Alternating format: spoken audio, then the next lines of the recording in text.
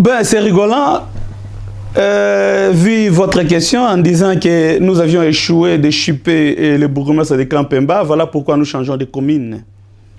Je me répète encore, nous avions commencé avec les dossiers du débit et nous sommes vers la fin puisque le dossier est déjà à l'Assemblée provinciale du Haut-Katanga, l'Assemblée qui est censée de contrôler, car l'article D de son règlement stipule que l'Assemblée provinciale contrôle l'exécutif provincial, les services provinciaux ainsi que locaux. Alors, comme c'est une institution de contrôle, nous avions déposé notre lettre là-bas. Cela veut dire que nous sommes vers la fin. Et d'ici peu, nous serons reçus par le président de l'Assemblée pour un entretien quantassé. Et nous irons jusqu'au bout. Nous avions dit au début que Nikumwanzo, tout le monde a ensemble imuite. Bourgmestre a dû justifier Makuta par rapport à ma dépense. Et après, comme tout le monde a justification à bien, tout est à justice.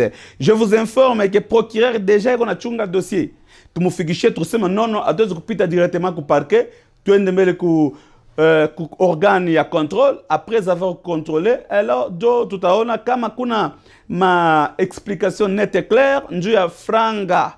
Il est bien pata, je vous assure que bourgmestre Wakampemba, il va répondre devant la justice.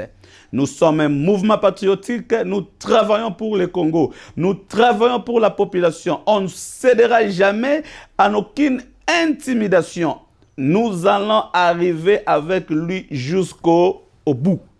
Il est yote, on a fait parler, on a pita sur les mascarades. Chier, tout comme droit chemin. Comme le dossier Ikuku ensemble, alors on ne peut pas faire un temps mort. Voilà pourquoi tout le monde a déjà achevé na programme yetu. Njokule tutashuka kesho lundi ku commune ya annexe.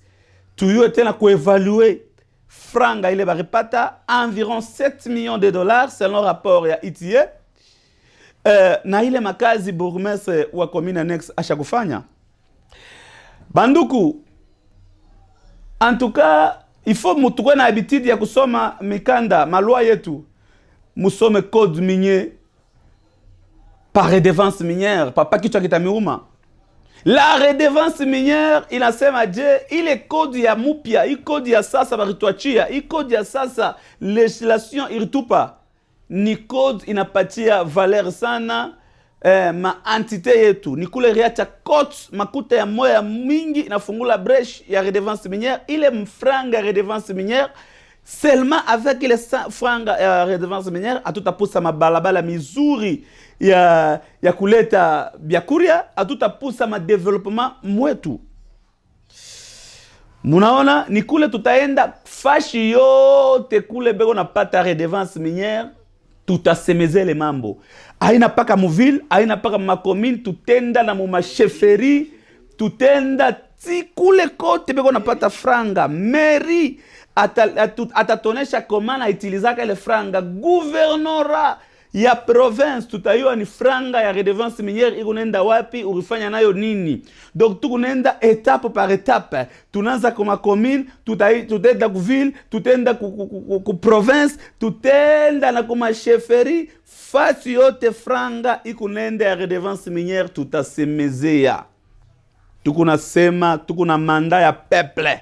Si tukuba avocat ya peuple, tukuna seme ya peuple congolais, tukuna soutenir vision ya chef de l'État, le peuple